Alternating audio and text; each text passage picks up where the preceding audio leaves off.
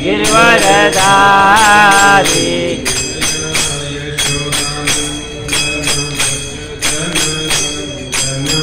यशोदानंदन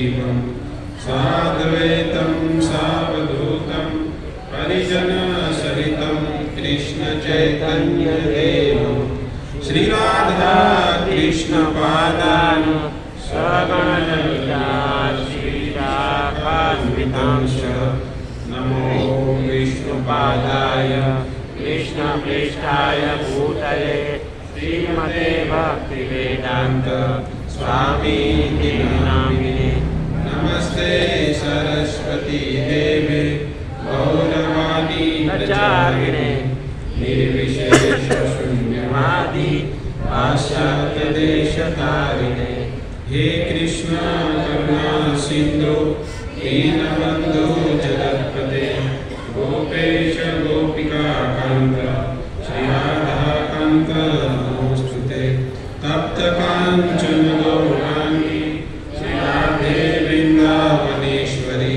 वृषभानुसुते देवी प्रणमामि हरिप्रिये। नमो महावदन्याय कृष्ण प्रेम प्रदायते कृष्णाय कृष्ण चैतन्य नामिने गौरक्षिषे नमः। जय श्री कृष्ण चैतन्य प्रभु नित्यानंद श्री अद्वैत गदाधर शिवासादि भक्तवृंद। हरे कृष्णा कृष्णा कृष्णा हरे हरे हरे राम राम राम हरे हरे। हरे। तो उपस्थित सभी भक्तों का अंतर्राष्ट्रीय कृष्ण महानामृत संघ द्वारा संचालित यह साप्ताहिक जो सत्संग प्रोग्राम है उनमें आप सब भक्तों का हार्दिक स्वागत है। भक्तों, परम सौभाग्य की बात है कि इतने कलयुग में इतने व्यस्त होते हुए भी व्यक्ति यहाँ भगवान के सत्संग, भगवान की कथाओं को सुनने के लिए उपस्थित होता है। भगवान भी भगवद गीता में कहते हैं कि बहुनाम जन्मनाम अन्ते भाग्यवान माम प्रपद्यन्ते वासुदेव सर्वमिति सह महात्मा सुदुर्लभ। हे अर्जुन, अनेक जन्मों के पश्चात बहुनाम जन्मनाम अन्ते ज्ञानवान माम प्रपद्यते, ऐसा ज्ञानवान व्यक्ति होता है।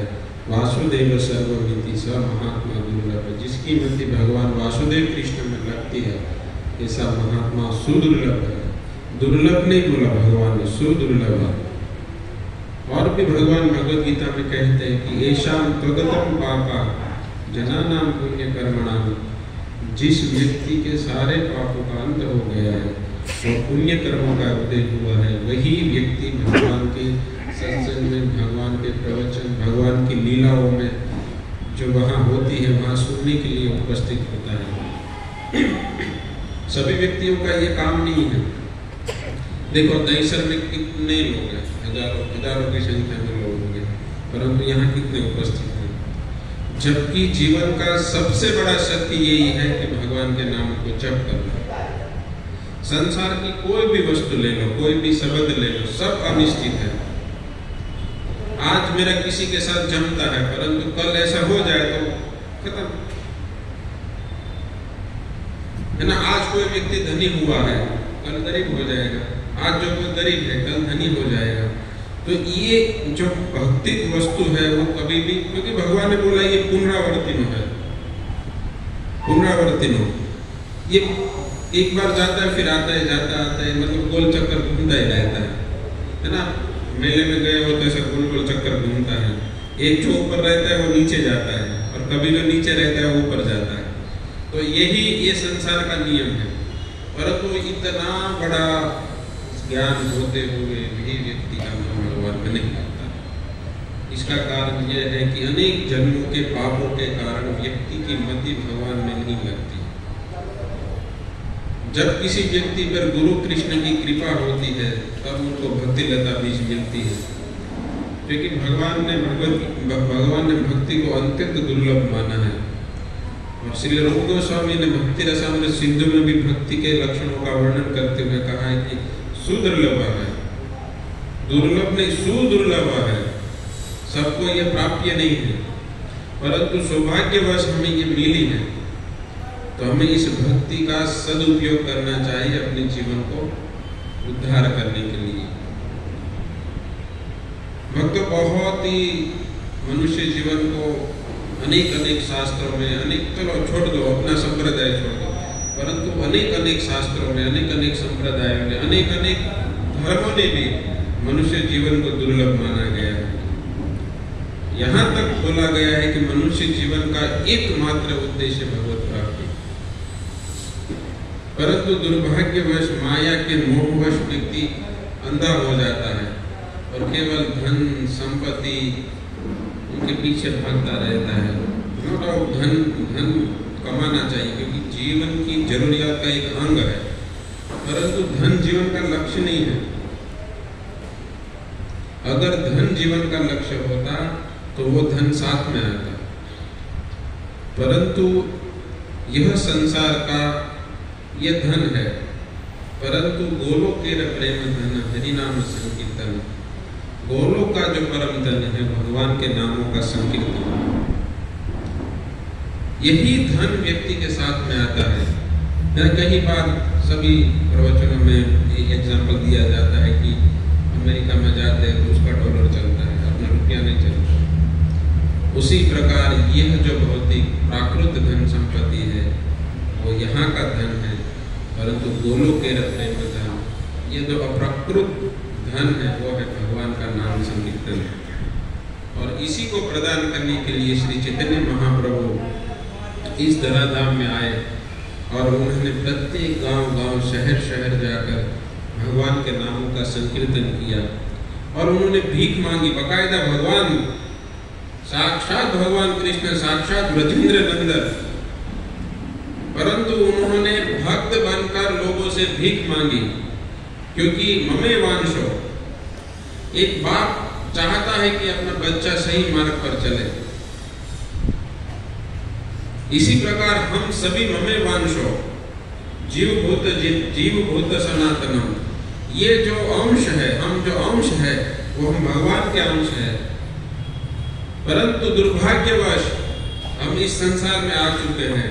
तो समय समयांतर भगवान खुद आते हैं, अपने भक्तों को भेजते हैं ताकि अपना भूला भटका जो जीव है, वो जो भगवान के बहिर्मुख हो गया है, उसको भगवान के सन्मुख किया जाए। कृष्ण बहिर्मुख हुए जीव भोग वांछा करे, कृष्ण से बहिर्मुख होकर जीव भोग वांछा करता है, इसीलिए अतएव माया तारे, वो झापटिया धरे, उसको माया मारती है। और माया का इतना वैभव है कि कभी नरक डुबाए, कभी स्वर्ग उठाए, दंडे न राजा नदी ते चुबाए, है ना। इस संसार में हम कैसे सुख प्राप्त करते हैं? जैसे राजा होता है, वो राजा उस व्यक्ति जो दोषी होता है, वो दोषी को नदी के बीच में लेके जाता है नाव के अंदर, फिर उसको पकड़कर डुबाता है, फिर ऐसे वो छटपटने लगता है, तब उसको वापस बाहर निकालते हैं। तो ये जो अंदर जाना है वो दुख है, और जब बाहर आना है वो सुख है। तो हम वही जो दुख है, दुख की निवृत्ति को सुख मान बैठे हैं। बाकी संसार में कोई सुख न है न दुख है। देखो, आज इस सुख का अर्थ है मेरे प्रति, मेरे अनुकूल जो वस्तु हुई, मेरे फेवर में जो वस्तु आई, तो उसको बोलते हैं सुख, और मेरे प्रतिकूल वस्तु आई तो उसको बोलते हैं दुख। अगर देखो, एक ही चीज है, एक व्यक्ति के लिए सुख का भी कारण बनता है, एक व्यक्ति के लिए दुख का भी कारण बनता है। कोई ऐसा एक उदाहरण मान लो कि आपने ऐसे, चलो आपने कोई एक चीज खरीदा, चलो स्टॉक मार्केट में देख लो, किसी ने एक चीज खरीदा, तो जिसके पास हाई भाव का पड़ा हुआ है और जब वो नीचे गिरता है तो उसके लिए क्या कारण होता है? दुख होता है ना। परंतु मेरे पास पैसा पड़ा है तो मेरे लिए वो क्या कारण होगा? सुख का कारण होगा।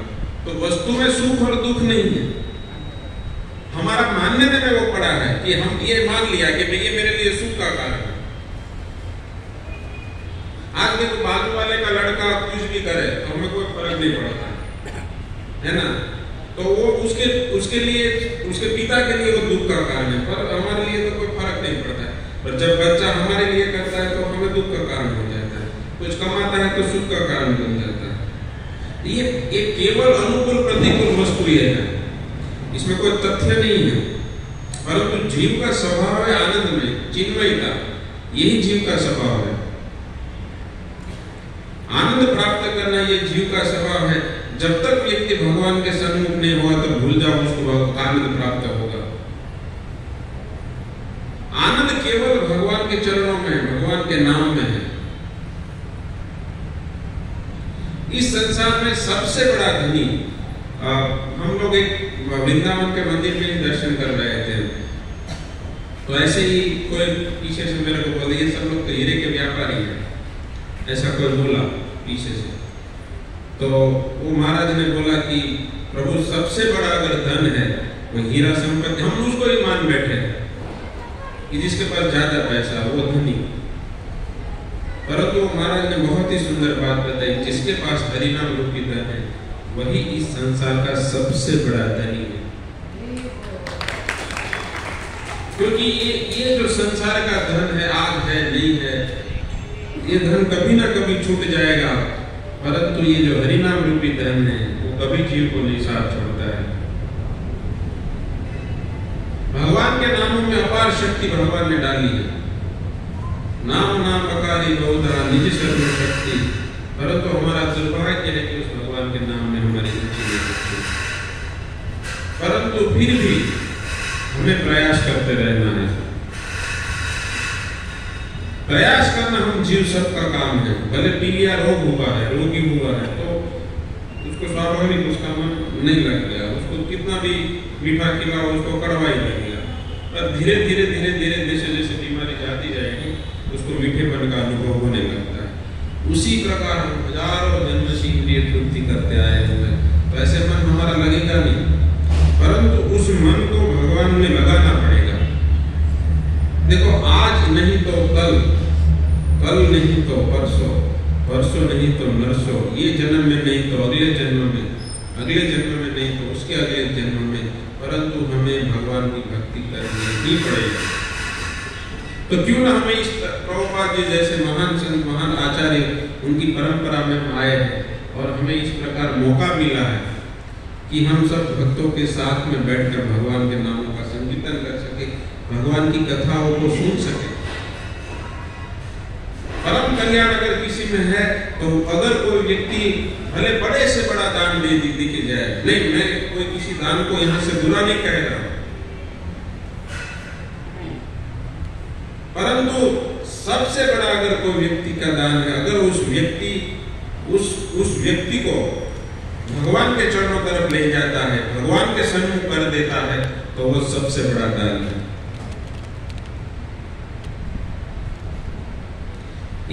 एक दान से क्या होगा? टेम्पररी सॉल्यूशन आएगा, है ना, टेम्पररी सॉल्यूशन। आज भूखा है उसको दे दिया, परंतु एक बात भी इतनी ही सत्य है कि भगवान किसी को न भूखा सुलाता है न भूखा उठाता है। भूखा उठाता है पर भूखा सुलाता नहीं। कहीं ना कहीं के माध्यम से देखो, एक ही बड़ा एग्जांपल है कोरोना में, सब बंद, रोक दिया गया। बताओ मुझे कौन भूखा रहा? बल्कि उसमें ज्यादा खाना मिला, लोगों ने मेहनत किया कि जो भूखा है उसको खिलाओ, भूखा, इवन खाना पड़ा रहता था उतने लोगों को देने के बाद भी। तो ये भगवान की व्यवस्था है। उन गायों को जहां चारा भी तक नहीं पहुंच सकता था, आप देख लीजिए, एक भी गौशाला ऐसी नहीं होगी जहां चारा नहीं पहुंचा होगा, या भूखे मारे गाय तड़प कर मर गई हो, एक भी भूख के रोग के कारण वह गए, वो चीज अलग बात है। तो भगवान भेजते हैं जीव को, उसकी सारी व्यवस्थाओं करके भेजते हैं, बस केवल हमें उनके ऊपर भरोसा रखना है। संसार के कामों को करने की कोई ना नहीं, हम संसार में फंसे हुए हैं, परंतु हमारा मुख्य काम होना चाहिए भगवत भजन। उनके आश्रित होते हुए, उनके ऊपर श्रद्धा रखते हुए, भगवान के शरणागत होते हुए अगर हम भगवान की भक्ति करते हैं तो भगवान निश्चित हमारी रक्षा करते हैं। भक्त शास्त्रों में प्रमाणों से भरा पड़ा हुआ है, आप खोलो केवल, कि भगवान ने अपने भक्तों की रक्षा की हो, ऐसे अनेक प्रमाण है। देखो, प्रहलाद महाराज एक असुर कुल में जन्मे थे, है ना, उनका पिता असुर, सब और के असुर थे, परंतु भगवान ने उस प्रहलाद की हर एक विपत्ति में रक्षा की। उसको मारा गया, पहाड़ से गिराया गया, हाथी से नीचे कुचल दिया गया, उसको आग में जलाया गया, सब कुछ जो हो सके वो सब दंड देने का प्रयास किया, परंतु राखे कृष्ण मारे कृष्ण राखे के, उसके ऊपर भगवान विष्णु का आशीर्वाद था, भगवान कृष्ण का आशीर्वाद था। वो हिरण्यकशिपु एक बाल तक बांका नहीं कर पाया, और वही हिरण्यकशिपु पूरे संसार में राजा बन के घूम रहा था। भगवान ने बोला, चल आ जा तू अभी, फाड़ दिया उसको। ब्रह्मा जी ने ऐसा वरदान दिया था कि कोई न मार सके, परंतु भगवान ने आधा सिंह, आधा नरसिंह, आधा मनुष्य का रूप धारण किया और उसी असुर को संहार किया। द्रौपदी भरी सभा में उसकी लाज लूट रही थी, कोई रक्षा करने वाला थे। 5 पति, बलशाली, विश्व के सबसे बड़े बलशाली व्यक्ति थे वो पांचों उसकी रक्षा नहीं कर पाए। भीष्म पितामह वो भी उसकी रक्षा नहीं कर पाए, परंतु जब उन्होंने भगवान कृष्ण का शरण ग्रहण किया तो भगवान ने उस साड़ी के रूप में अवतार ले लिया और उस द्रौपदी की रक्षा की। कितने उदाहरण गिनाऊं। गजेंद्र हाथी के शरीर में था, एक भगवान को पुष्प अर्पण कर दिया, वह हाथी को बचाने के लिए भगवान अपना गरुड़ को छोड़कर भगवान वहां प्रकट हो गए। देखिए हमारे अभी का ही इतिहास देख लीजिए, हमारे जूनागढ़ के अंदर नरसिंह मेहता हुए, कितनी बार भगवान आए। महाराष्ट्र में देखिए चक्कूबाई को बांध दिया गया था, उसको कहीं नहीं जाने दिए रहे थे। महाराष्ट्र में जो चक्कूबाई हुई उसको कहीं, और वो भगवान विठलनाथ की भक्त थी,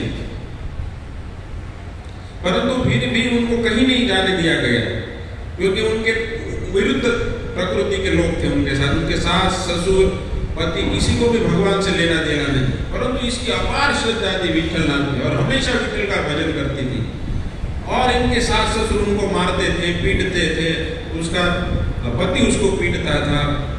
इतना होने के बावजूद भी वो भगवान के नामों को नहीं छोड़ रही थी। उस चक्कूबाई को एक दिन इन लोग ने कंटाल में क्या हुआ, एक रूम के अंदर बांध दिया और वहां भगवान एक स्त्री का रूप लेकर आए और भगवान ने कहा कि तू पंढरीनाथ का दर्शन करने जाना चाहती है ना, एक काम कर, तू जा, मैं तेरे को छोड़ देती हूँ। और भगवान ने उसी चक्कूबाई का रूप धारण कर उधर बंद गए और वह चक्कूबाई थी वो निकल गई, भगवान का दर्शन करने के निकल गई। भगवान को इधर पीटा गया। देखिए भगवान उस भक्तन के लिए वहां बांध दिए गए, तो उनके पति और उनके सास ससुर को थोड़ी पता था ये भगवान है। और चक्कूबाई तो उधर साधुओं की टोली में नाच रही थी, गा रही थी, भगवान के नामों का कीर्तन कर रही थी और भगवान यहाँ पीट रहे थे। भगवान पोछा मार रहे थे, झाड़ू मार रहे थे। सोचो भगवान एक भक्त के लिए दास बन गए, पिटने के लिए रेडी हो गए। इतना भगवान को भक्त प्रिय है। अगर एक बार कोई व्यक्ति भगवान की भक्ति को स्वीकार करता है, भगवान उसके लिए मार खाने के लिए, पीटने के लिए, सब कुछ करने के लिए तैयार है। बिक जाते हैं भगवान। उस चक्कूबाई के लिए भगवान ने झाड़ू मारा, पोछा मारा और ठीक से मारते नहीं थे तो वो पीटती थी। तो भगवान, उस क्या जरूरत है भगवान को पिटाने की, परंतु भगवान को पीटे और उनका हृदय इतना शुद्ध कर दिया कि वो भी भक्त बन गए। फिर चक्कूबाई उधर, वहां बहुत बड़ी कथा है कि चक्कूबाई ने शरीर को छोड़ दिया और फिर वापस उन्होंने, उनके वहां ब्राह्मण गए थे, बोले उधर चक्कूबाई ने तो शरीर छोड़ दिया था।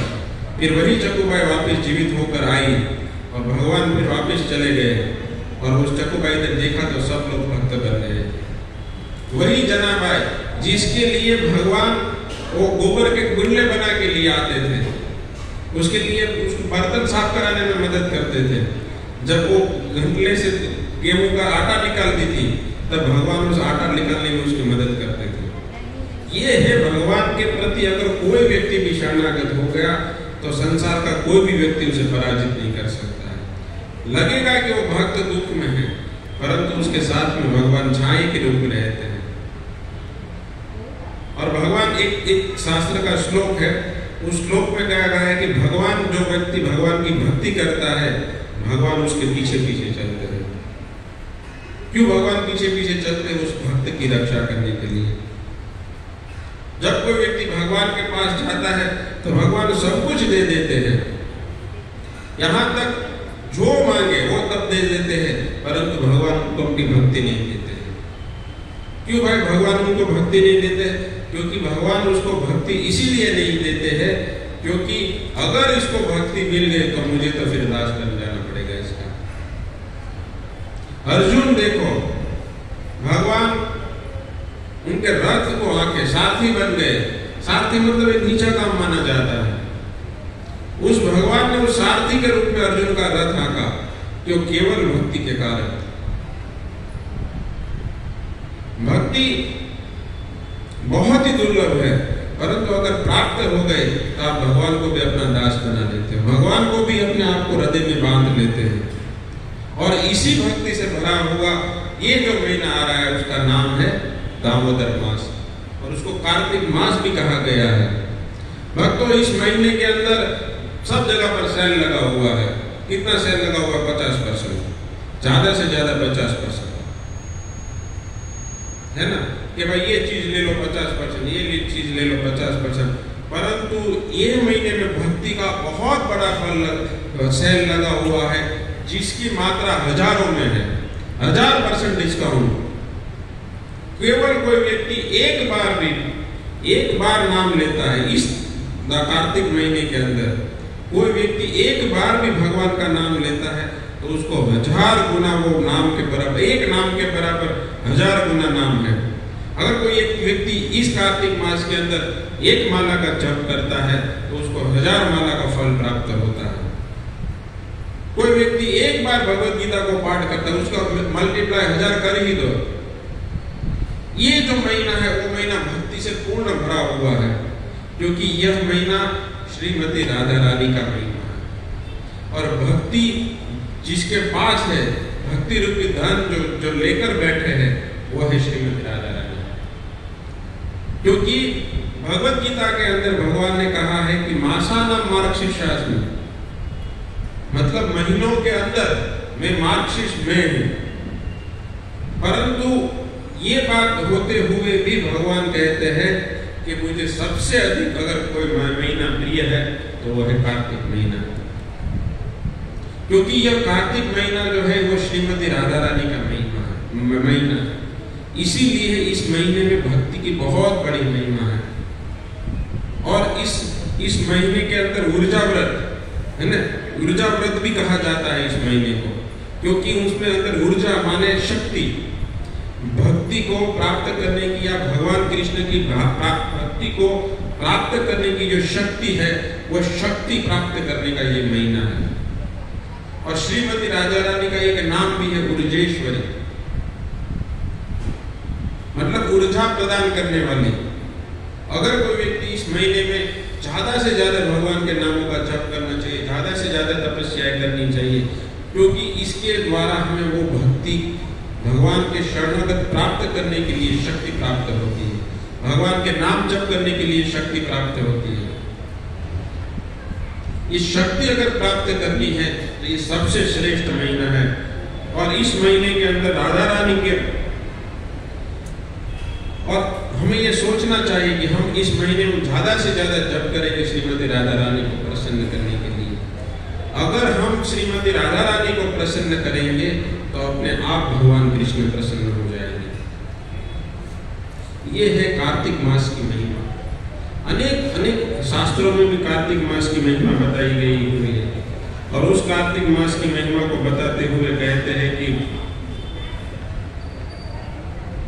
अगर कोई व्यक्ति कार्तिक मास के अंदर भगवान विष्णु के व्रत का पालन करता है, कोई व्यक्ति भगवान विष्णु के व्रत का पालन करता है, तो उसको सारे यज्ञ, सारे दान, सभी का फल केवल कार्तिक मास का पालन करने से प्राप्त, मात्र से उनको ये सब प्राप्त हो जाता है।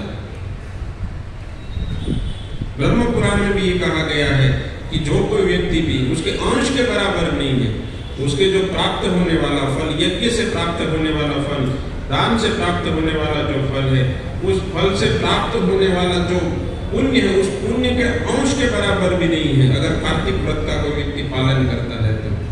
अनेक शास्त्रों में कार्तिक व्रत की महिमा का पालन करने के लिए बोला गया हुआ है।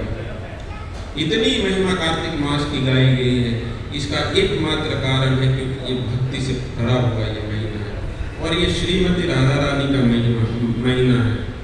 अगर कोई व्यक्ति इस महीने के अंदर भगवान की भक्ति करता है, भगवान के गुणों का गुणगान करता है, भगवान की कथाओं को सुनता है, तो व्यक्ति को वही भगवान प्रेम प्राप्त होता है। देखो, ये पुण्य प्राप्त होना, पापों का क्षय होना, क्योंकि अनेक शास्त्रों में बताया है कि कोई व्यक्ति कार्तिक मास में केवल पालन करता है तो अनेक जन्मों के पाप नष्ट हो जाते हैं। परंतु भक्तों, जो कोई व्यक्ति एक बार भी भगवान के नामों का जप करता है तो उसके सारे पाप नष्ट हो जाते हैं। ये सब गौण फल है, परंतु मुख्य हमारा ये फल मांगना चाहिए कि हमें भगवान की भक्ति प्राप्त हो, क्योंकि जिस व्यक्ति को भगवान की भक्ति प्राप्त हो गई, समझो उसके सब कुछ प्राप्त कर लिया। उसके लिए संसार में प्राप्त करने के लिए कोई भी वस्तु बाकी नहीं है ना। कई लोग कार्तिक मास का पालन करते कि हमें ये मिल जाए, हमें ये मिल जाए, हमें वो मिल जाए, इसके लिए हम ये तपस्या करेंगे, तो उसके लिए तो अनेक व्रत है, परंतु कार्तिक मास में भक्तों का केवल एकमात्र उद्देश्य होना चाहिए कि मुझे कृष्ण प्रेम प्राप्त हो। अन्य अभिलाषिता शून्यम, कोई अभिलाषा नहीं होनी चाहिए, केवल अहेतु की भगवान की भक्ति करनी चाहिए। कार्तिक मास में अनेक नीति नियम बनाए गए हुए हैं, परंतु उस नियमों का केवल कार्तिक मास के ही पालन नहीं करना है, परंतु कार्तिक मास में पालन करते करते हुए उसे जीवन का रूटीन बना देना है। क्योंकि श्रील प्रभुपाद जी ने ही देखो कार्तिक में क्या क्या करना चाहिए, तो बोलते हैं ब्रह्म मुहूर्त में जग जाना चाहिए, जग के प्रातः स्नान करना चाहिए, फिर भगवान का अर्च विग्रह की पूजा करनी चाहिए, फिर भगवान के नामों का जप करना चाहिए, फिर तुलसी का पूजन करना चाहिए, ब्रह्मचर्य का पालन करना चाहिए, भगवान की कथाओं को सुनना चाहिए, भगवान के जो मंदिर है उसमें मंदिर को मार्जन करना चाहिए। ये सब कार्तिक व्रत की विधि है, ये सब करना चाहिए। तो ये तो प्रभुपाद जी ने हमारे रूटीन लाइफ में डाल दिया है ना। प्रभुपाद जी बोलते हैं कि सबको मतलब ब्रह्म मुहूर्त में जग जाना चाहिए, भले हम नहीं जगे वो अलग बात है, परंतु प्रभुपाद जी ने तो बोला है। और गृहस्थ को तो कम से कम 5 बजे तक उठ जाना चाहिए। बहुत बड़ी शक्ति है ब्रह्म मुहूर्त में अगर व्यक्ति जगता है तो। जो चीज हमें ब्रह्म मुहूर्त के बाद जगने से जो हम जप करते हैं या हमारी साधना करते हैं, और जो ब्रह्म मुहूर्त में उठकर जो साधना करते हैं, उसमें हजारों गुना फर्क है। इसीलिए ये कार्तिक मास में अगर कोई व्यक्ति नियमों का पालन करता है तो उसको एक रूटीन बन जाता है। क्योंकि जब व्यक्ति रोज मंगल आरती में जाता है कार्तिक महीने के अंदर, फिर उसको लगता है नहीं ये रोज करना चाहिए, है ना। कोई व्यक्ति भगवान के नामों का जप करता है तो उसे भी ऐसा लगता है कि नहीं अभी तो ये रोज करना चाहिए, तो बहुत अच्छा है, इससे बहुत बड़ा आनंद आता है। तो ये कार्तिक मास के अंदर ये विधि है, परंतु ये कार्तिक मास तक सीमित रह नहीं जाती है, परंतु ये विधि को हमें जब तक हम जीवन में जीते तब तक इस विधि को पालन करना है। इसलिए प्रभुपाद जी ने इसको रूटीन में डाल दिया। प्रभुपाद जी बहुत श्रेष्ठ आचार्य थे, उन्होंने बताया कि किस प्रकार मंगला आरती करना चाहिए। देखो ये कोई व्यक्ति अगर ब्रह्म मुहूर्त में जागता है, स्नान करता है, तो उसको स्नान करने मात्र से ही केवल प्रातः उठता है। इस कार्तिक महीने के अंदर एक श्लोक है, पद्म पुराण का श्लोक है ब्रह्मखंड का,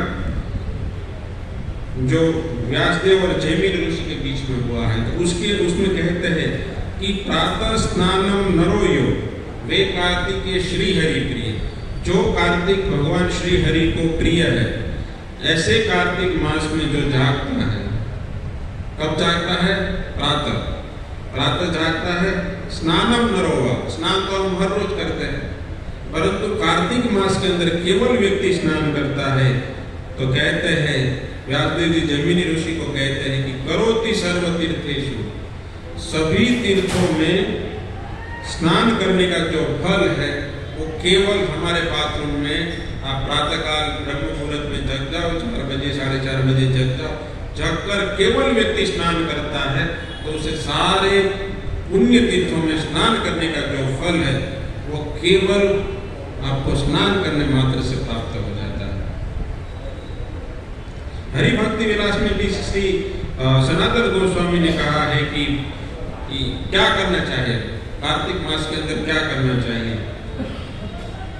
तो आप मेरे पीछे एक श्लोक दोहराइए जो हरि भक्ति विलास में श्री चैतन्य महाप्रभु सनातन गोस्वामी कहे हैं। हरि जागरणम प्रातम, हरि जागरणम प्रातम, हरि जागरणम प्रातम, हरि जागरणम प्रातम, स्नानं तुलसी सेवनम, स्नानं तुलसी सेवनम, उद्यापनं दीपदानं, उद्यापनं दीपदानं, व्रतानां एतानि कार्तिका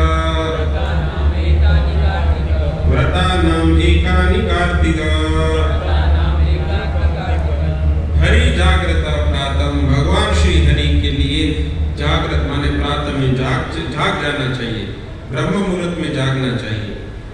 फिर क्या करना चाहिए? स्नान करना चाहिए। तुलसी सेवनम, तुलसी की पूजा करनी चाहिए, उसको जल चढ़ाना चाहिए, आरती देनी चाहिए।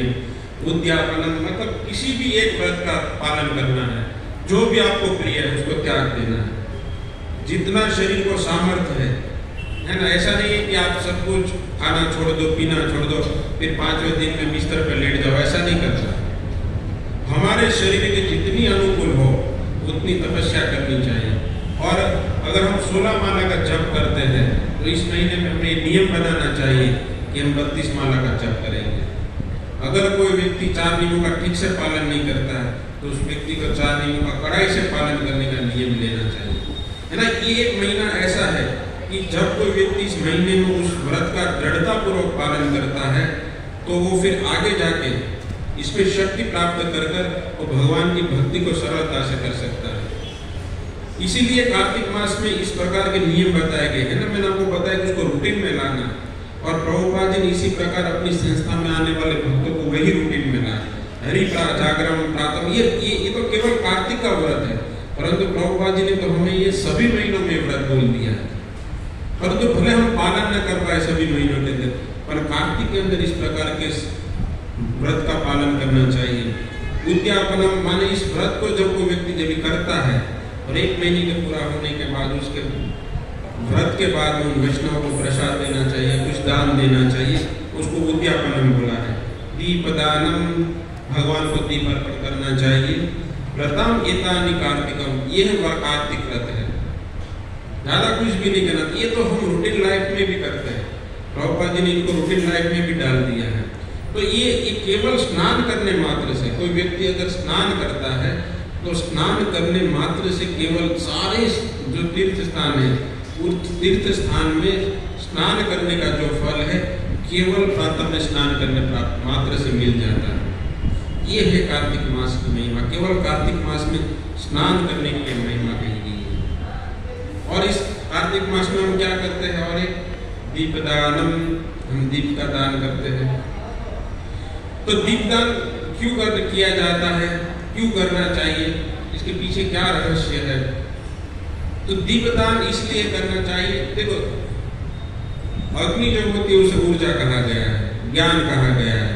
हमने मंगलारती में हम श्लोक बोलते हैं कि होम अज्ञानतिमिरान्धस्य ज्ञानांजन शलाकया चक्षुरुन्मीलितं येन तस्मै श्री गुरुवे नमः। तो अग्नि की जो तुलना है वो ज्ञान से की गई है।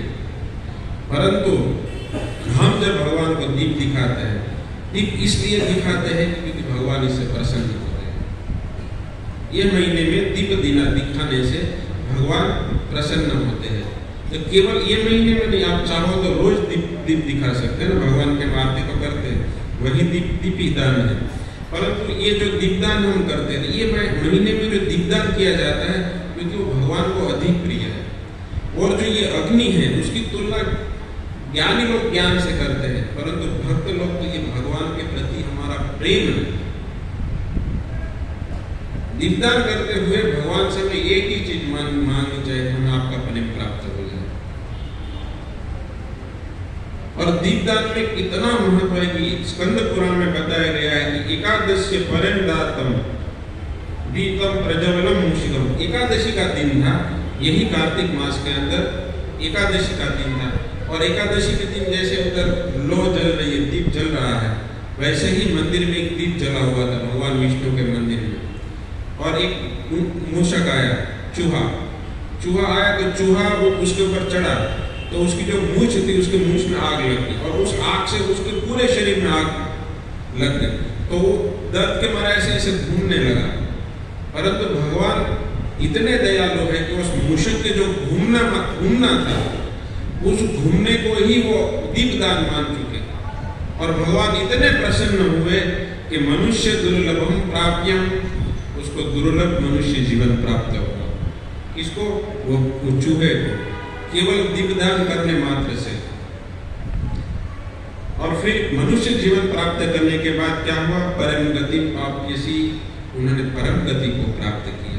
केवल दीपदान करने की महिमा। और सत्यभामा भी भगवान कृष्ण को बोल रही थी कि हे भगवान, आप मुझे कैसे प्राप्त हुए? मैंने ऐसा कौन सा कार्य किया था कि मुझे आप प्राप्त हुए? तब भगवान ने कहा कि आपने कार्तिक महीने के अंदर मुझे दीपदान किया था, उस दीपदान के फल स्वरूप मैं आपको प्राप्त हुआ। इसीलिए हमें ये दीपदान करना चाहिए कि दीप से भगवान प्रसन्न होते हैं। और ये दीप को केवल भगवान के प्रति हमारा प्रेम, हमारी सेवा का ही प्रतीक मानना चाहिए और इस भाव से भगवान को दीप अर्पण करना चाहिए। और इस महीने के अंदर दीपदान की महिमा इसलिए है कि कहा गया है कि दास्यन्ति ये कार्तिकम मासी मृत्यावम प्रदीपम हरितुष्टि यत्र। जो कोई व्यक्ति कार्तिक मास के अंदर, मैंने कहा ना कि भगवान को बहुत प्रिय है, भगवान को दीप अर्पण करता है तो भगवान प्रसन्न हो जाते हैं। इसलिए इस श्लोक में कहा गया है कि स्कंद पुराण में कहा गया है कि दास्यन्ति कार्तिकम मासे मृत्यावम प्रदीपम हरितुष्टम। भगवान हरि की तुष्टि के लिए अगर कोई व्यक्ति दीप अर्पण करता है, भगवान दीप अर्पण करता है तो पश्यन्ति ते नेवम कदापि, वो कभी भी मुख नहीं देखता है। किसका मुख नहीं देखता है? देवम यमम महाकुरम, जो महाकुर यम है, जो यमराज है, उस यमराज का उसको कभी भी दर्शन नहीं होता। केवल दीपदान, कार्तिक मास के अंदर से दीपदान करने से किसी की चाह होगी कि भाई मुझे यमराज का दर्शन करना है, परंतु उन्हें एक बार दीपदान कर दिया तो उसके लिए वो दरवाजा बंद हो जाता है, उसको कभी भी दर्शन नहीं होगा कि यमराज कैसे है। ये शास्त्र का अकूट वाक्य है और इसको भगवत गीता के माध्यम से भी हम साबित करते हैं कि भगवान कहते हैं कि नेहा विक्रम नाशस्ति प्रत्यवाय न विद्यते स्वल्पमस्य धर्मस्य त्रायतो महतो भयात्। भगवान भगवत गीता के अंदर, भगवत गीता में बुद्धि योग, भक्ति योग की प्रशंसा करते हुए, क्योंकि भगवान को भक्ति योग इतना प्रिय है कि भगवत गीता में बीच बीच में भगवान भक्ति योग को वर्णन कर देते हैं। भगवत गीता के दूसरे अध्याय के अंदर भगवान आत्मा का वर्णन कर रहे थे, स्वधर्म का वर्णन करते थे, उसके बीच में भक्ति का बहुत बड़ा श्लोक डाल दिया। नेहा विक्रम नाशोस्ति प्रत्यवाय न विद्यते। अगर कोई व्यक्ति इस धर्म के पथ पर चलता है, स्वल्पमस्य धर्म से थोड़ा सा भी धर्म कर दिया, थोड़ी सी भी भगवान के प्रति सेवा कर दी, तो महान भय से तार देगा। और महान भय कौन सा है? वो है मृत्यु। तो कोई थोड़ा सा भी धर्म किया गया, उस धर्म के कारण व्यक्ति मतलब भक्ति के पथ पर चला, बुद्धि योग पर चला, उस चलने मात्र से उस जीव को वो महान भय से तार देते हैं भगवान। और यहाँ ये बात भी सत्य होती है पुराणों से भी। पुराण के श्लोक को भगवत गीता के, क्योंकि ये सारे उपनिषदों का जो सार है वो है भगवत गीता। और ये भगवत गीता भगवान ने कुरुक्षेत्र की युद्ध भूमि में अर्जुन को माध्यम बनाकर सारे विश्व को बता दिया। और भगवान का बोला हुआ वाक्य एक भी झूठा नहीं होता है। कोई व्यक्ति थोड़ा सा भी भक्ति योग में चलता है, थोड़ा सा भी भगवान की सेवा करता है, तो भगवान उसको बहुत बड़ी मान लेते हैं और उसको महान भय से तार देते हैं। तो ये है दीपदान की महिमा। और एक दीपदान का श्लोक है, इसमें कहते हैं कि ते दष्टम कृतिपि सर्वे कृतम तीर्थवा का आहनम दीपदानम कृतम येन कार्तिके केशवा करते। कोई व्यक्ति भगवान केशव के सामने खड़ा रहकर दीपदान करता है तो उस व्यक्ति ने सारे तीर्थों में वास करने का फल प्राप्त हो जाता है। देखो ये सब बोनस है, ये हमारा मुख्य काम नहीं है, परंतु हमारा मुख्य काम मैंने बताया, ये इससे तो हमें उत्साह मिलता है, परंतु हमारा सबसे मुख्य काम होता है हरि की प्रसन्नता। हम दीप इसीलिए भगवान को देते हैं कि ना हमें कोई तीर्थों का फल चाहिए, ना हमें सारे तीर्थ स्नान में जो स्नान करने का जो फल है कुछ भी नहीं चाहिए। हमें इसलिए हम कर रहे हैं कि भगवान आप प्रसन्न होते हो, आपकी प्रसन्नता हमारी प्रसन्नता है, ये हमारा भाव होना चाहिए। गौड़ीय के जो वैष्णव है उन वैष्णवों का यह भाव होना चाहिए कि हमें इस प्रकार भगवान की तुष्टि के लिए, न कि अपनी तुष्टि के लिए, न अपने मुझे भले। ये भागवत में कथा आती कि जब भगवान को सर दुखने लगा तो नारद मुनि आए, बोले भगवान आपको सर दुख रहा है, क्या इलाज है? बोले कि जो भक्त मुझे उनके चरणों की धूली दे देंगी तो वो मैं अगर मैं सर पे लगाएंगे तो मेरा वो जो सर दर्द है वो दूर हो जाएगा। सभी जगह पर नारद मुनि घूमे, परंतु सब भक्त ने बोले हमको तो पाप लग जाएगा, हमको ये लग जाएगा, हम तो नरक में वास होगा, तो हम नहीं देंगे। परंतु जब भगवान उन गोपियों के पास गए तब उन्होंने कहा भाई ले लो, जितनी चाहिए उतनी धूल ले लो। अगर भगवान कृष्ण का सर दर्द दूर होता है और प्रसन्न होते हैं तो हम हजारों वर्षों के लिए, कोटि जन्मों के लिए नरकवास भी मिल जाए तो हमें मंजूर है। तो हमारा एकमात्र उद्देश्य होना चाहिए कि हम भगवान हरि को तुष्ट करें। देखो इस श्लोक में भी, आगे के श्लोक में भी बोला गया कि हरि तुष्ट करो। हरि को, हरि की तुष्टि के लिए, हरि की प्रसन्नता के लिए, और जब हम भगवान की प्रसन्नता के लिए कार्य करते हैं तब भगवान उनको सब कुछ दे देते हैं। और बंदर के अंदर सुदामा क्या लेकर गए थे? मुट्ठी चावल। मुट्ठी चावल के फल स्वरूप भगवान, जब सुदामा गए तब भगवान उनको कुछ भी नहीं दिया, जैसे आए थे वैसे भेज दिया, और जो चावल था वो भी ले लिया, ऐसे ही भेज दिया। तो रुक्मिणी जी ने उनको प्रश्न पूछा कि भगवान आपने क्यों भेज दिया ऐसे ही? आपको पता है वो गरीब है, उनके पास कुछ भी नहीं है, वो आपके पास याचना करने के लिए आए, भले उन्होंने आपके पास कुछ मांगा नहीं, परंतु तो आपने दिया भी नहीं। तब भगवान के आंखों से आंसू आ गए और भगवान ने कहा कि हे रुक्मिणी जी, उस चावल का ऋण मैं कैसे चुका पाऊं? अगर मैं सारी द्वारका भी उसको दे दूं, है ना, कभी कोई धनी के घर पर आप जाते हो तो हमें शर्म लगता है, क्योंकि हमारा उपहार हम कैसे दें? तो भगवान अपने आप को इतना हीन समझ रहे थे कि अगर मैं उनके सामने देता तो मुझे शर्म आती कि उसके बदले में मैं खुद बिक जाऊं, मैं खुद उसका दास बन जाऊं, फिर भी मैं उस चावल का ऋण चुका नहीं सकता हूं। इसीलिए हे देवी, मैंने उनको सामने से कुछ भी नहीं दिया, परंतु जब वो पोरबंदर पहुंचेंगे तब द्वारका के समान ही उसके सबसे बड़ा महल मैंने उनके लिए खड़ा करके रखा है, परंतु मैं उनके सामने देने में मेरी कोई हैसियत नहीं है।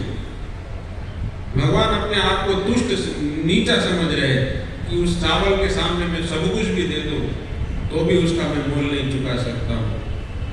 तो उसी प्रकार जब भगवान को प्रेम पूर्वक कोई चीज अर्पण की जाती है और उसे अगर भगवान प्रसन्न हो जाते हैं तो भगवान अपने आप को बेच देते हैं। हरि की तुष्टि के लिए, हरि की प्रसन्नता के लिए हमें ये दीप ऑफर करना चाहिए। और इसी महीने के अंदर प्रभुपाद जी ने भी 1972 में बोला था कि भक्तों ने बोला था कि प्रभुपाद क्या करना चाहे, अभी तो ऊर्जा व्रत चालू हो रहा है, कार्तिक मास चालू हो रहा है, तो प्रभुपाद जी बोले 24 घंटा हरिनाम संकीर्तन करो। मतलब जो आप कर रहे हो वही करो, जो नियम मैंने बताया उस नियमों का और दृढ़ता पूर्वक पालन करो। क्योंकि मैं बार बार बोला कि प्रभुपाद जी ने उसको रूटीन में ही डाल दिया है। हम भक्तों के बीच में प्रवचन करने जाए तो हम बोलते कि ये करो ये करो, तो ये तो हम करते ही है ना, करते हो ना, वही तो है। इसमें एक नियम मुझे बताओ कि जो प्रभुपाद नहीं करवाते हैं। तो प्रभुपाद जी 1972 में गुरुदास को बोला कि आप 24 घंटा जप करो। तो इसमें ज्यादा से ज्यादा, अधिक से अधिक भगवान के नामों को जप करना चाहिए। और ये सब स्कंद पुराण में भी इसकी महिमा बताई गई है, अनेक शास्त्रों में उसकी महिमा बताई गई है। परंतु अभी हम आते हैं गौड़ीय धारा की। जो वैष्णव है, उस वैष्णव इस मास को दामोदर मास के नाम से भी जाने जाते हैं। सब लोग रोज दामोदर अष्टकम का पाठ करते हैं। तो नित्य प्रतिदिन हरि भक्ति विलास में कहा गया है कि जो भक्त है उन भक्तों को रोज 2 बार दामोदर अष्टकम को गाना है। अगर हमको गाना नहीं आता है, मान लो कोई भक्त को आवाज ठीक नहीं या नहीं रहा, तो मोबाइल में कई भक्तों के द्वारा गया हुआ है ना। तो आचार्य लोकनाथ महाराज उन्होंने भी गाया है, तो उनका ट्यून लगाकर भगवान को रोज दीप अर्पण करो। ये रूटीन बना हुआ। सुबह भगवान को दीप अर्पण करना कितना टाइम लगता है। जैसे हम कभी कभी गाना में बजा देते हैं, तो ये बजा दो। शाम को भी, जब शाम को भी इसको बजाओ। रोज दामोदर अष्टकम का पाठ करना चाहिए, क्योंकि ये सत्यव्रत मुनि के द्वारा लिखा गया हुआ है। और इस दामोदर अष्टकम उसका अर्थ भी पढ़िए, है ना। हम भक्त लोग बहुत भाव से गाते हैं, नमो राधिका ये त्वदीय प्रिया है, पर अर्थ नहीं मालूम होता है। सुकृति हमारी बनेगी अगर हम दामोदर अष्टकम का पाठ करते हैं, तो सुकृति तो बन ही जाएगी, परंतु जो भाव, जो भगवान के प्रति भक्ति है, जो भगवान के प्रति जो रस है, अगर उस श्लोक का अर्थ हम जान लेते हैं ना, है ना, तब उनके प्रति हमारी और भक्ति बढ़ जाती है, और रस बढ़ जाता है। इसीलिए गोपी गीत भी गाते हैं, है ना। शाम को भक्त लोग घर घर गोपी गीत गाते हैं, और उस गोपी गीत में से 1 और 8 नंबर का श्लोक छोड़कर उसको बोलो कि उसका अनुवाद बोलो, नहीं पता होता। तो उसके जो अनुवाद है, उसको अनुवाद को रोज जब हम गाते हैं ना, वही वाला एक जो अनुवाद वाला है ना, उसको खुद उसको सामने रखें। 5, 6 या 7 बार ही आप खाली करेंगे, तो फिर आप कंटिन्यू गाएंगे, तो भी आपको अर्थ उसको पता चल जाए, क्योंकि उसमें वो भाव डाला हुआ है। गोपियों ने भी भाव डाला है, आचार्य सत्यव्रत मुनि ने भी भाव डाला है। तो इस प्रकार इस श्लोकों के अर्थ को समझना होगा, और समझकर फिर हम गाएंगे ना, तो उसका भाव, उसका असर और वो जो हमारी चेतना है, वो अलग प्रकार की हो जाएगी। फिर एक दिन अगर हम ये नहीं करेंगे, तो एक दिन ऐसा आएगा कि जल्दी खत्म हो जाए तो अच्छा। हम कहीं स्थान पर जाते हैं ना, वृंदावन में जाते हैं, तो कई महिमा नहीं होती, कोई बताता नहीं, ऐसे ही बस प्रणाम करके चले जाते हैं। फिर कथा होती है, और फिर उसकी जब महिमा बताई जाती है, तो मैं देखा हूँ कई भक्त लोग वापिस जाते हैं और वापिस भगवान को प्रणाम करते हैं। जो पहले प्रणाम किया गया और जो बाद में प्रणाम किया, उसमें जमीन आसमान का फर्क है। पहले उनको कोई पता नहीं था, बस केवल खाली प्रणाम ही कर दिया, करने मात्र से, परंतु जब उसकी महिमा जानी, तब जो प्रणाम हुआ वो दिल से प्रणाम होता है, और भगवान के प्रति रस जागृत होता है, भक्ति जागृत होती है। तो उस सत्यव्रत मुनि के द्वारा ये जो गाया गया वो दामोदर अष्टकम है, उसका रोज पाठ करना चाहिए, रोज 2 बार, सुबह और शाम दीप दिखाना चाहिए। रोज घर में माताओं को दीपों का दीप लगाना चाहिए, क्योंकि उससे क्या होती है, सकारात्मक ऊर्जा, पॉजिटिविटी आती है घर में भी, है ना। एक तुलसी के क्यारे पे रखना चाहिए, आकाश को दिखाना चाहिए, एक भगवान के मंदिर में रखना चाहिए। रोज प्रतिदिन माताएं अपने घर पर दीप लगाए 1 महीने के लिए, तो उससे क्या होती है, वो सकारात्मक ऊर्जा, पॉजिटिव आध्यात्मिक ऊर्जा वो घर पे आती है। जब आध्यात्मिक और पॉजिटिविटी घर में बढ़ती है, तो शांति भी बढ़ती है, सुख समृद्धि भी बढ़ती है। तो इस प्रकार घर में रोज नियम बनाइए। माताओं को खास, आप तो रोज ज़्यादातर माता ही भगवान की आरती करती है, तो उस समय आप एक दिया भगवान को लगाओ, तुलसी महारानी को रखो, आकाश को रखो, प्राय शाम में, सुबह में अगर पॉसिबल है तो सुबह रखिए। तो इस प्रकार से अंदर आध्यात्मिक ऊर्जा घर में भी बढ़ेगी। जब आध्यात्मिक ऊर्जा, वातावरण सकारात्मक बनता है, तो मनुष्य का मन अपने आप भगवान में लगता है। तो इस प्रकार के ये नियम है, उस नियमों को पालन करना चाहिए। तो मेरा कहने का अर्थ है कि सत्यव्रत मुनि ने उस लीलाओं को देखा, जब यशोदा जी ने भगवान कृष्ण को उखल से बांध दिया था। ये सब लीला प्राय भक्तों ने सुना है कि भगवान माखन की चोरी करते थे, फिर यशोदा मैया ने, क्योंकि यही लीला ये महीने में घटी हुई थी। तो इस लीला में देखा जाता है कि भगवान कृष्ण को आखिर में यशोदा जी ने बांध ही लिया, है ना, रस्सी से बांध दिया। और जब वो रस्सी से बांध रही थी, तब जब बांधकर गांठ मारने के समय आता था, तब 2 उंगल छोटे हो जाती थी रस्सी। तो यशोदा जी ने पूरे ब्रज की जो जितनी भी रस्सियां थी, ये सभी रस्सियों को मंगा लिया और बोला कि चलो बांध दे। यशोदा जी ने अपना प्रयास कभी नहीं छोड़ा, इतना करने के बावजूद भी 2 उंगली छोटी रह जाती थी। पर जब माताएं थक गई, तब भगवान उस माता के भाव को देखकर, उस माता के प्रयास को देखकर बन गए। तो आचार्य इस लीला के पीछे ये भाव दर्शाते हैं। ये जो 2 उंगली छोटी थी, वो एक था वो भक्त का प्रयास। ये जो भक्त का प्रयास है, प्रयास हमारे हाथ में। यशोदा जी ने देखो छोड़ा नहीं, वो चाहते तो भाई छोड़ो ना भाई, क्या बांधना, चलो भागो, इतना करने में बंद नहीं रहे तो, है ना। कुबेर रात में जो है ना भक्ति भाजो, मतलब भक्ति की डोरी से भगवान बंध गए। रामोदष्टकम के श्लोक में उस भक्ति की डोरी से भगवान बंध गए। तो एक साइड भक्त का प्रयास होता है, हम उस कैटेगरी में आते हैं। तो साधन करना हमारा एक प्रयास है। हम जो साधन भक्ति कर रहे हैं वो भगवान को प्राप्त करने का एक प्रयास है। तो प्रयास हमारा काम है।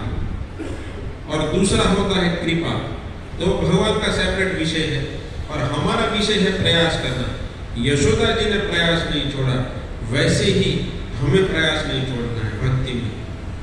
देखो जब हम भक्ति करते तो प्रभुपाद जी बोलते सीधा माया के साथ आपका युद्ध हो रहा है, सीधा माया से युद्ध करने की ही बात हो जाती है। तो भक्ति में जब हम लग जाते तो कभी कभी कुछ हम वापिस माया में गिर जाते हैं, कुछ ना कुछ कारणों भक्ति से छूट जाते हैं।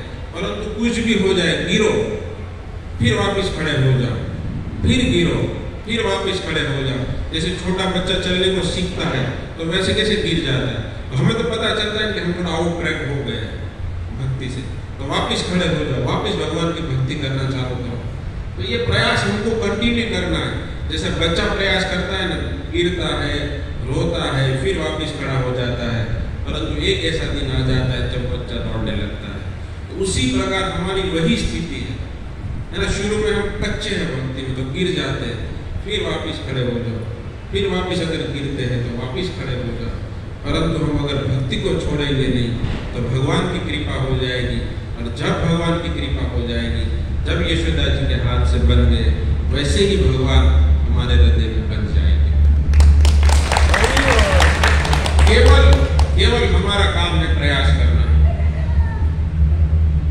प्रयास हमारे हाथ में है, कृपा हमारे हाथ में नहीं है। जब भी आपको कृपा करना है करो, नहीं करना है तो मत करो, ये सब आपका विषय है। मेरा विषय है आपके प्रति भक्ति करना, साधन करना, ये मैं कभी नहीं छोड़ूंगा। जैसे यशोदा जी ने नहीं छोड़ा, बांधना तो है ही, तो हमें भी एक निश्चित कर लेना है कि हमें तो भगवान को अपने हृदय में बांधना ही बांधना है। तो ये जो लीला है, उस लीला से हमें ये देखना चाहिए कि कितना प्रयास था यशोदा जी का। उसी प्रकार हमें भक्ति में निरंतर प्रयास करते रहना है, निरंतर भगवान के नाम का जप करते रहना है।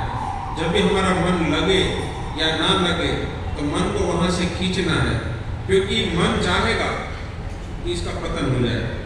इतना दुष्ट है ये मन।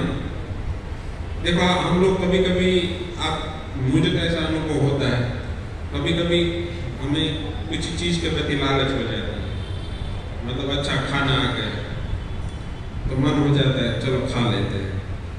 फिर खाने के बाद मन, हम सोचते नहीं खाना, ये तो बाहर का खाना है, नहीं खाना। मन बोलता है खा लेना भाई, खा ले। फिर हम खा लेते हैं, बाद में बोलते तेरे को ये नहीं खाना चाहिए था, तुमने गलत कर दिया, तू तो होता है ना, अरे भाई ये नहीं खाना। ये मन इतना दुष्ट है, फंसाता भी है और फंसाने के बाद बोलता है देख ये नहीं करना था। तो उस मन के चक्कर में नहीं पड़ना, उसको जहां जाता है वहां से खींच कर भगवान के भक्ति में लगा देना है। जब मन को इस प्रकार ट्रेन करेंगे, ये प्रयास है भाई। और भगवान की एक साइड कृपा है। एक बार मैं बुक पढ़ रहा था, उसमें पुरी महाराज बोल रहे थे, बूढ़े मठ के बहुत बड़े आचार्य पुरी महाराज हुए। पुरी महाराज बोल रहे थे भगवान की जो भ्रुकुटी है ना, ऐसे ऐसे ऐसे ऐसे घूमती रहती है, तो किसके ऊपर अटक जाए पता नहीं। जिसके ऊपर अटक गई तो पुरी महाराज बोलते कि हम जैसा सन्यासी रह जाएगा, परंतु वो व्यक्ति अगर पापी से पापी रहेगा, अगर भगवान की दृष्टि उसके ऊपर हो गई, कृपा दृष्टि जिसके ऊपर हो गई,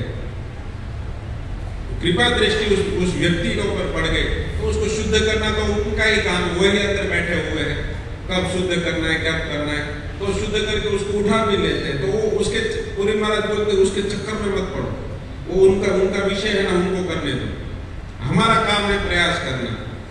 चाहे तो वो भ्रुकुटी हम पर भी अटक जाए, वो बात की बात पर हम कह तो सकते नहीं। इसीलिए हमें साधन भक्ति के मार्ग पर चलना है और धीरे धीरे हम साधन भक्ति के मार्ग पर चलेंगे, अवश्य सिद्धि प्राप्त होगी। भगवान भक्त का प्रयास देखते हैं, भाव देखते हैं, उसी भाव के वश भगवान उस भक्त के गुलाम भी बन जाते हैं। कितना विधि विधान है भगवान के भोग लगाने का, नहा लो, शुद्ध तरीके से भोग लगाओ, होता है ना, हमको तो हम ऐसा सिखाया गया है। और वही भगवान के किचन में तो जो ब्राह्मण दीक्षित है उसको ही जाना चाहिए अर्च विग्रह की भगवान के लिए भोग बनाने के लिए।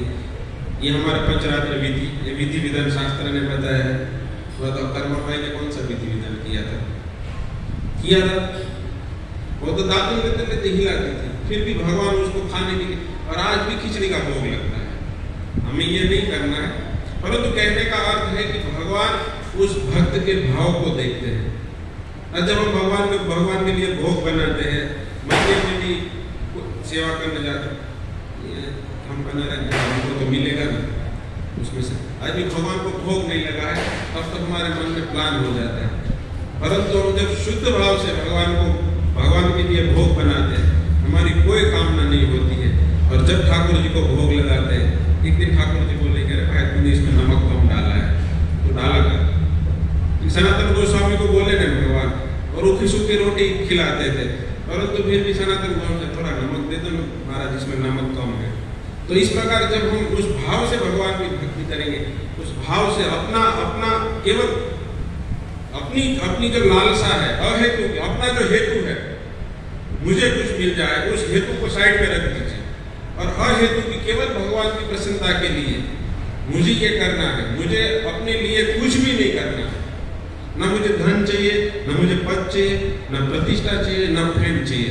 भगवान में केवल जो भी चीज करूं वो केवल आपके लिए करूं। सवे पुंसा परो धर्म और अतुर भक्ति अदोक सजे, अहेतु की अप्रतिहता अयात्मा सुप्रसिद्ध। अहेतु होना चाहिए, उसमें कोई हेतु नहीं होना चाहिए, एक ही हेतु होना चाहिए कि भगवान कृष्ण इसमें प्रसन्न हो जाए। मैं वृंदावन की लीला सुनाता हूँ। एक बार भगवान कृष्ण और उनके सखा दोनों एक वृक्ष पर खड़े थे, बैठे थे दोनों आराम से, और वो जो उस यहाँ एक फल लगा हुआ था, तो मित्र ने बोला कि कृष्ण वो फल बहुत अच्छा है, मैं तोड़ के लेके आता हूँ। तब वो मित्र गया और उन्होंने आकर वो फल तोड़ा, फल तोड़कर खाने का प्रयास किया। तो आधा भगवान कृष्ण को दे दिया और आधा उसने खाया। जब उसने खाया, और कृष्ण ने तब तक नहीं खाया था भगवान ने, तो उन्होंने खाया तो उन्होंने कहा कि बहुत मीठा फल है। तो भगवान आपके तो पिता बहुत बड़े पैसे वाले हैं, इतनी लाख गाय रखते हैं, हमारे घर में तो कुछ भी नहीं है, तो ये काम करो ना, आपको नहीं खाना है, वो मुझे दे दीजिए, आपको तो आपके पिताजी खिला देंगे। फिर उन्होंने भगवान से हाथ से छीन लिया और वो खाया। और भगवान तो चतुर है, सब अंतर्यामी है, सबके हृदय में विराजमान है। तो भगवान ने उस जो बचा हुआ था उसको छीन कर खाया, और वो बहुत कड़वा था। तब उस जो सखा था उन्होंने बोला कि हे भगवान, मैंने आपको इसलिए नहीं दिया कि तुम्हारे जीवन की जो सारी कड़वाहट है वो मुझे मिल जाए, और मेरे अंदर जो भी मिठास है वो प्रभु आपको मिल जाए। जब ये इतना ऊंचा भाव आ जाता है भगवान के प्रति, उनका जो कड़वा था इसलिए उन्होंने ले लिया, उनको कोई लालच नहीं थी कि अच्छा फल है इसी में ले लो। परंतु अगर कृष्ण कड़वा खा जाते तो कृष्ण का मुंह खराब हो जाता और कृष्ण प्रसन्न नहीं होते। ये सारे ब्रजवासी, सारी गोपियों को भगवान इसीलिए इतना प्यार करते थे, क्योंकि वह भगवान की प्रसन्नता के लिए ही कार्य करते थे। इन सारी गोपियों पर ये इसी महीने में, ये मैं अंतिम कथा कहकर फिर विराम करता हूँ, भगवान की बहुत बड़ी रासलीला हुई। और उस रासलीला से भी हमें एक सीखने को मिलता है कि भगवान एक एक गोपियों के साथ रास कर रहे थे। तो जब रास कर रहे थे तब तब उन गोपियों को अभिमान आया, इसलिए भगवान उनको छोड़कर श्रीमती राधा रानी के साथ चले गए। और फिर राधा रानी के साथ भी चले गए, तब राधा रानी को भी अभिमान आया, तब भगवान ने उनको भी छोड़ दिया। देखो, भक्ति के अंदर कभी अहंकार, कभी अभिमान आ गया, तब भगवान कृष्ण ने श्रीमती राधा रानी गोपियों तक को छोड़ दिया, तो हम कौन से खेत की मूली है। इसलिए नम्र भाव से त्रिनादपि सुनिचेन करोरपि सहिष्णुना अमानि न मान देना कीर्तनीय सदा हरि। कोई मान की अपेक्षा न रखते हुए, कोई जूता भी मारे, गाली भी दे दे, उसको भी सह ले, और इसको सहते सहते हुए कोई व्यक्ति भक्ति करता है तो भगवान उससे अधिक प्रसन्न हो जाते हैं। ये है भगवान के प्रति शरणागति। देखा भगवान ने इन गोपियों को अहंकार आ गया है, तब भगवान वहां से अंतर्ध्यान हो गए। फिर उसी गोपियों के द्वारा जो गीत गाया गया, आज भी इसको उस गीत को गाया जाता है। ये गोपी गीत सारे शास्त्रों का जो अगर कोई मुकुट है तो वो है श्रीमद् भागवतम, और उस श्रीमद् भागवतम रूपी जो मुकुट है उसका जो मणि को है तो वो है गोपी गीत। सबसे श्रेष्ठ प्रार्थना है वो है गोपियों के द्वारा गाया हुआ गीत। उस एक एक श्लोक को समझेंगे तो उसमें देखा जाता है कितनी उनकी भगवान के प्रति शरणागतता है, कितना उनका अहेतुकी भाव है। तो उन गोपियों को, उन श्रीमती राधा रानी के चरणों में हमें प्रार्थना करनी है कि हम आपके दासों के दासों का दास बने, और इस प्रकार हम दासों का दास बनते हुए आपकी भक्ति करें, और आप हमें भगवान कृष्ण की सेवाओं में लगाइए, क्योंकि ये हमारी गौड़ीय धारा की परंपरा है। बॉस परंपरा नहीं है, दास परंपरा है। नौकर बन जाओ। एक आप होटल में जाते हो, वेटर कितना नीचा काम करता है, ये भाई तू ये साफ कर ले, ये तू ये कर ले। जब उसके जैसा भाव हमारा भक्ति में भी आ जाएगा ना, तो बोल इधर से उधर चले जा, और उधर जब जाके बैठ जाता, उधर से उधर चले जा बैठ। कोई अपेक्षा नहीं मान की, कोई अपना कोई पद की मान की अपेक्षा नहीं, हमें सम्मान मिले या ना मिले, हमें तो केवल भगवान की भक्ति करनी है। जब इस प्रकार का शुद्ध भाव आ जाता है, तब मानो भगवान हमसे दूर नहीं है। इस प्रकार जब सुंदर तरीके से उन गोपियों ने प्रार्थना की, जब उनकी प्रार्थनाओं को भगवान ने सुना, तब भगवान आविर्भूत हो गए। इससे एक अर्थ यही भी निकलता है कि जब हम शुद्ध भाव से भगवान के प्रति प्रार्थना करते हैं, तब भगवान प्रसन्न हो जाते हैं। और वहाँ एक सिद्धांत बड़ा लागू होता है कि वो गोपियों ऊंचो, एक गोपी नहीं बोली, सभी गोपियां मिलकर उन भगवान के नामों का कीर्तन किया। तो इसी बात को, इसी रासलीला को श्री चैतन्य महाप्रभु संकीर्तन के माध्यम से इस कलयुग के जीवों को प्रदान किया। और हम सब भक्त लोग आप जैसे बैठ रहे हो, ऐसे सब मिलकर भगवान की कथाओं को सुनते हैं, भगवान की कथाओं को गान करते हैं, तब भगवान को अवश्य प्रकट होना पड़ेगा। गोपी ये प्रमाण है कि गोपियों ने गीत गाया, एक एक श्लोक में केवल भगवान की लीलाओं को ही गाया है, उन लीलाओं को गाया है। तो हम यहाँ भगवान की लीलाओं को ही गा रहे हैं, यहाँ मिलकर भगवान की कथाओं का कीर्तन ही कर रहे हैं। हम अकेले भगवान कृष्ण, हम अकेले भक्ति नहीं कर सकते। आचार्य ने एकाकी अमर नहीं पाए बल, एकांत में रहकर, एक अकेले होकर भजन नहीं होगा।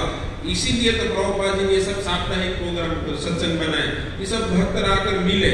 एक क्योंकि बाहर जाके तो माया के साथ ही युद्ध करना है, थोड़ा डोज ले लो फिर वापस लड़ने जाओ, तो वीक में एक बार आ जाओ। इसीलिए तो ये 12 महीने में ये महीना है ऊर्जा का महीना, कि यहाँ से हम इस महीने में ज्यादा से ज्यादा भजन कर ज्यादा से ज्यादा शक्ति प्राप्त करें, क्योंकि आने वाले दिनों में माया में लड़ते हुए वापिस माया में नहीं गिर जाए। इन जो गोपी गीत है, उस गोपी गीत से भी हमें बहुत बड़ी शिक्षा मिलती है कि समूह में रहना चाहिए, समूह में रहकर भगवान का भजन करना चाहिए। भले हमारा मत भिन्न हो सकता है, प्रकृति के कारण हमारा स्वभाव में अनमैच हो सकता है, परंतु उसको इग्नोर करते हुए, जब ये होगा मन में ऐसा होता है, परंतु इसको इग्नोर करते हुए जब एक होकर, प्रभुपाद जी जब अंतिम समय में थे तब उनके शिष्यों ने पूछा, प्रभुपाद जी हमारे ये अंतिम आदेश क्या है? तब प्रभुपाद जी ने बोला कि आप सब लोग एक होकर रहोगे तो अपने आप प्रचार होगा। उन गोपियों को भी भाव हुआ कि ये श्रीमती राधा रानी के साथ भगवान चले गए। राधा रानी को भी ऐसा हुआ कि भगवान मुझे छोड़कर इनके साथ रासलीला कर रहे हैं। भेद हुआ, तब भगवान उधर से चले गए। परंतु जैसे ही सब एक हो गए, सब एक होकर भगवान को पुकारा, तब वापिस भगवान प्रकट हुए। वापिस भगवान ने सभी के साथ रासलीला की। तो यही रासलीला जो संकीर्तन चैतन्य महाप्रभु गोलोक के प्रेमधन हरिनाम संकीर्तन रूपी इस जो यज्ञ है, उस यज्ञ को कलिकाल में लाए। तो इस जो दामोदर महीना है, उस महीने के अंदर भक्तों के लिए एक ही काम है, अधिक से अधिक भगवान के नामों का जप करो, भगवद गीता का अध्ययन करो, भागवतम का अध्ययन करो, रोज एक भगवद गीता के अध्याय का पाठ करो। पद्म पुराण में एक श्लोक है, अगर कोई व्यक्ति प्रतिदिन कार्तिक मास के अंदर भगवद गीता के एक अध्याय का पालन करता है, तो उनको सारे जो 18 पुराण है, उस पुराणों को पठन करने का जो फल है, फल प्राप्त हो जाता है। कोई व्यक्ति केवल एक भागवतम के एक श्लोक, पूरा भागवतम रोज एक श्लोक को भी पढ़ता है, तो उसके पुण्य का तो कोई वर्णन करने की शक्ति ही नहीं होती, इतना पुण्य प्राप्त होता है। और इसका ये तो गौण फल है, परंतु मुख्य फल होता है कि भगवान के प्रति हमारी और आसक्ति बढ़ेगी और प्रेम बढ़ेगा। तो इस प्रकार ये जो दामोदर महीना है, ऊर्जा से भरा हुआ है। ऊर्जेश्वरी श्रीमती राधा रानी नमो राधिकाये त्वदीय वात्सल्य रस में थे सत्यव्रत मुनि, परंतु फिर भी वात्सल्य रस में उन्होंने माधुर्य रस डाला कि नमो राधिकाये त्वदीय प्रिय है, ये आपकी प्रिय है, तो आप हम पर कृपा कीजिए, बिना आपकी कृपा से हमें ये मिलने वाले नहीं है। तो अगर हमें ये गौड़ीय धारा मिली, हम यही श्रीमती राधा रानी और गोपी और मंजरियों की परंपरा में, तो हमारा बहुत बड़ा सौभाग्य है। बस केवल हमारे एफर्ट को लगाना है, कृपा बरसाने के लिए वो खड़े हैं, उसको जब बरसाना है बरसाओ, नहीं बरसाना है तो भी आपके पास है।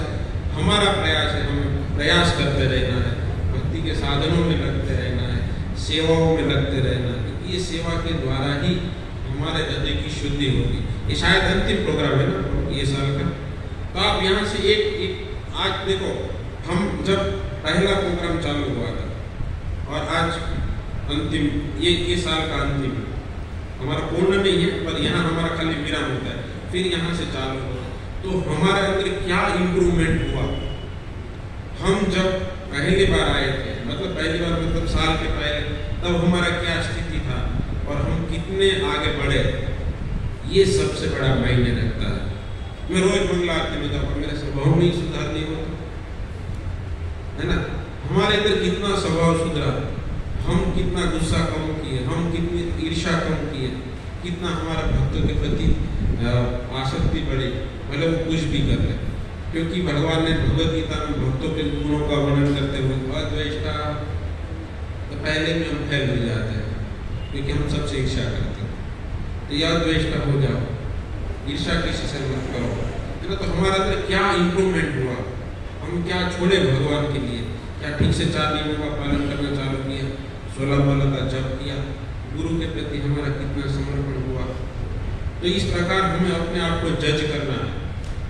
भक्ति कोई दिखावे का विषय नहीं है कि गला में माला टांग दी, तिलक कर दिया, परंतु नियमों का साधनों का तो करते ही नहीं है।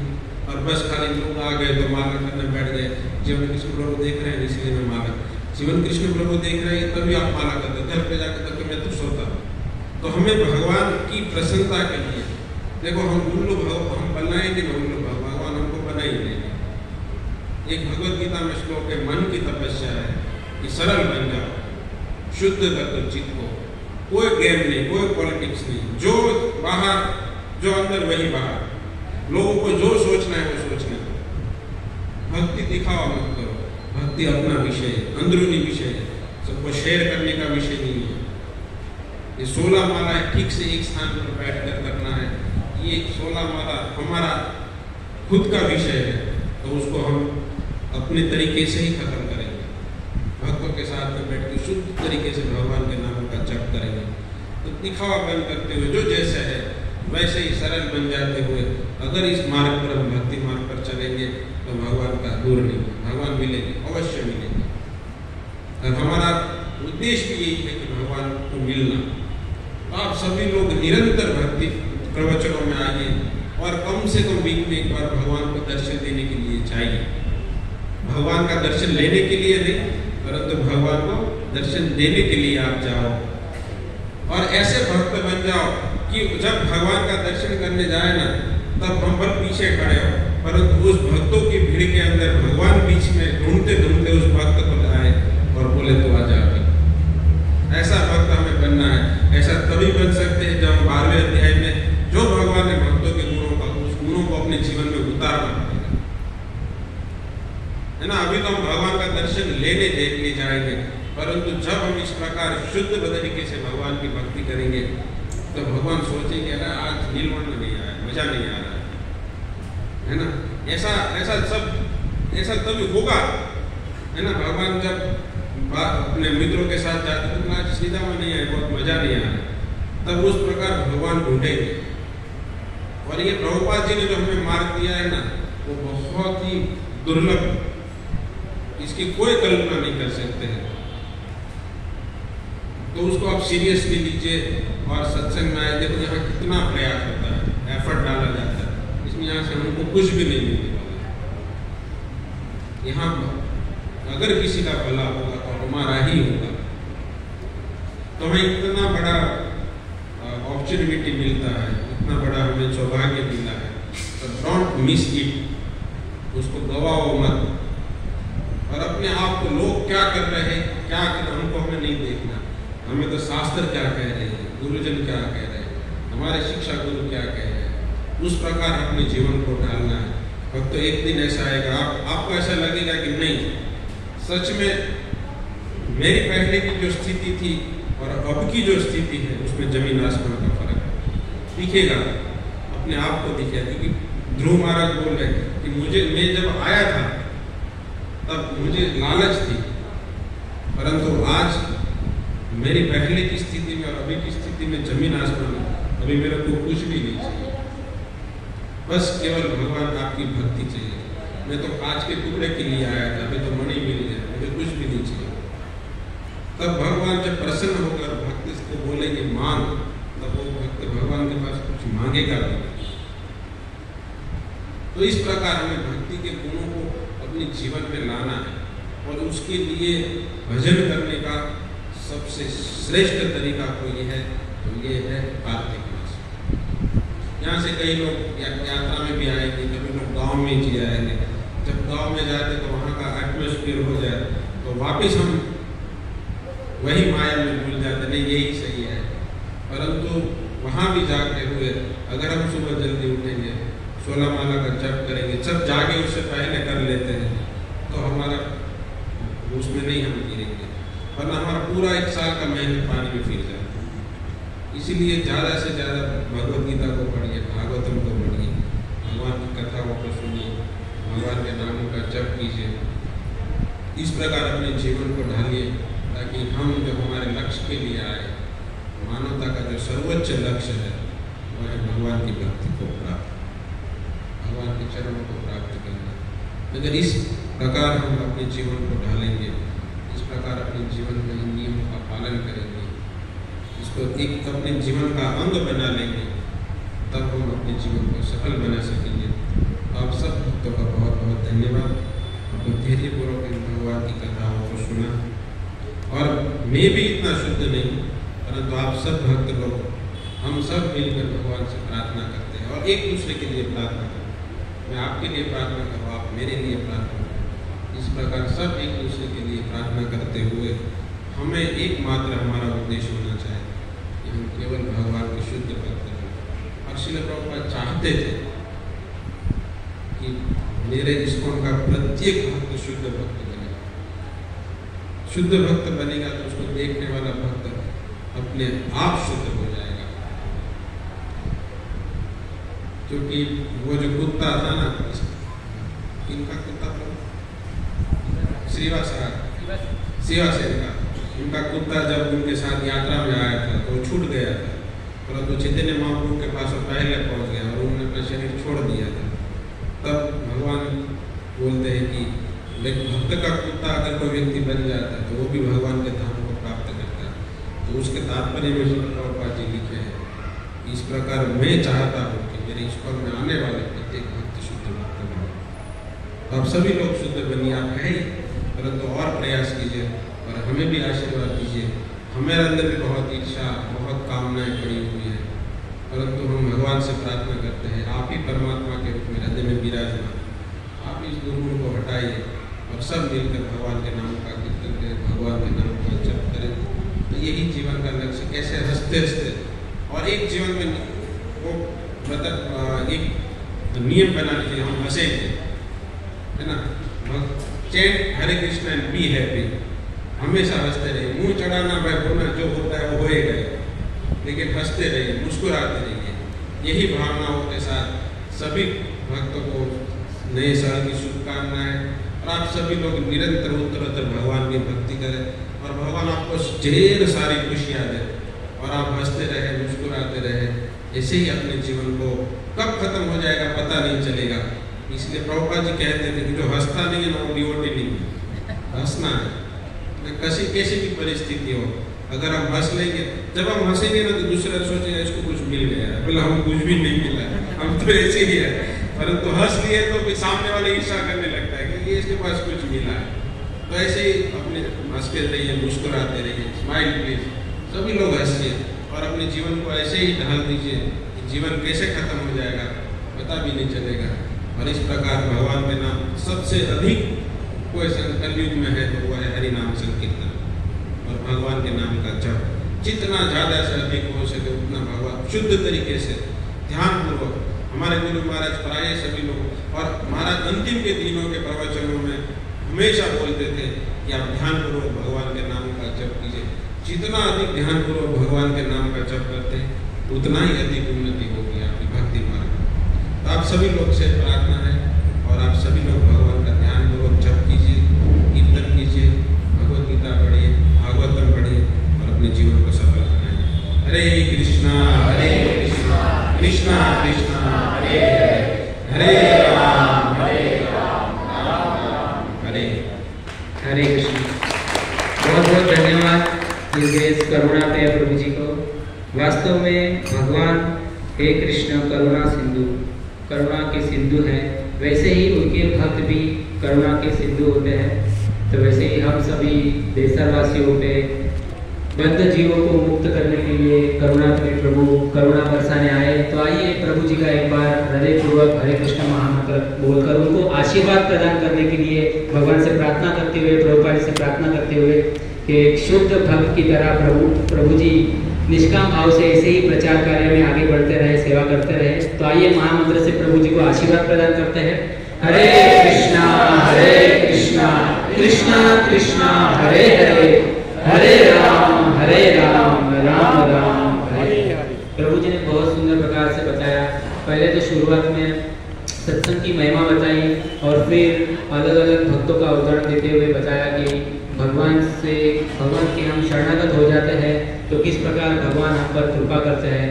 जैसे कि सखुभाई का उदाहरण बताया, फिर नरसिंह मेहता का, फिर प्रहलाद महाराज का, बहुत सारे उदाहरण बता के बताया कि किस प्रकार उन सभी भक्तों ने भगवान की शरणागति स्वीकार की तो उन्हें कैसे किस प्रकार से भगवान ने आशीर्वाद प्रदान किया। तो प्रभु जी का बहुत बहुत धन्यवाद करते हैं। और फिर इस सत्संग प्रोग्राम में शायद आखिरी प्रोग्राम होगा, रविवार को शायद करेंगे तो करेंगे, नहीं तो फिर ये आखिरी प्रोग्राम होगा इस साल का। फिर दिवाली के बाद हम सब मिलेंगे। तो इस प्रोग्राम में बहुत सारे भक्तों ने सहयोग किया है। जैसे कि शुरुआत में यहाँ पर चटाई वगैरह बिछाना, सब सामान को लाना, ऊपर से सब बिछाना, सजाना, तो सारे भक्तों को भी धन्यवाद। और फिर बहुत सारे प्रकार से प्रसादन बनाना, प्रसादन स्पॉन्सर करना और प्रसाद का वितरण करना, तो बहुत सुंदर प्रकार से सभी भक्तों ने बहुत सहयोग किया है। फिर ये सारे पर्दे डेकोरेशन करना, ये सारे कार्टन पर्दे, व्यासपीठ के पर्दे, और फिर प्रभु जी स्पीकर का मैनेजमेंट करते हैं, मतलब सभी भक्तों का इसमें सहयोग होता है। तो इन सभी भक्तों का बहुत बहुत धन्यवाद करते हुए एक बार भगवान से प्रार्थना करते हैं कि इन सभी भक्तों को इसी प्रकार भक्ति में, सेवा में लगाए रखिएगा। और इन सभी भक्तों के लिए एक बार हृदयपूर्वक हरे कृष्ण महामंत्र बोलकर अभिवादन करते हैं। हरे कृष्णा कृष्णा कृष्णा हरे हरे, हरे राम राम राम हरे हरे। और अभी हम दीपदान करेंगे। दामोदर महीना है, प्रभु जी ने बताया दीपदान करने का कितना महत्व होता है, कितना फल मिलता है। तो अभी हम दामोदर अष्टकम गाएंगे और दीपदान करेंगे। दीपदान करेंगे, तत्पश्चात सभी के लिए महाप्रसाद है, महाप्रसाद लेके जाइए।